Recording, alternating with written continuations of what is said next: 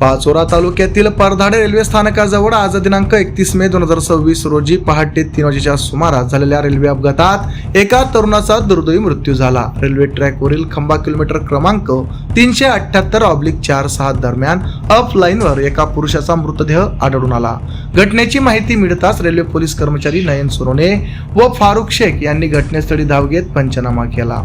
दरम्यान बबलू मराठे जय मल्हार रुग्णवाहिकेचे संचालक यांच्या मदतीने मृतदेह पाचोरा ग्रामीण रुग्णालय येथे आणण्यात आला होता। तपासादरम्यान मृत व्यक्तीची ओळख नवनाथ सोनोने राहणार नाशिक अशी पटली असून मृतदेहाची ओळख निश्चित झाल्यानंतर तो त्यांचे मोठे भावाच्या ताब्यात पुढील विधीसाठी देण्यात आला आहे।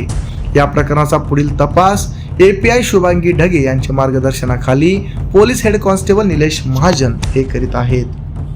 आमच्या चॅनलला लाईक करा, सबस्क्राईब करा, बेल आयकॉनवर क्लिक करा आणि शेअर करायला विसरू नका।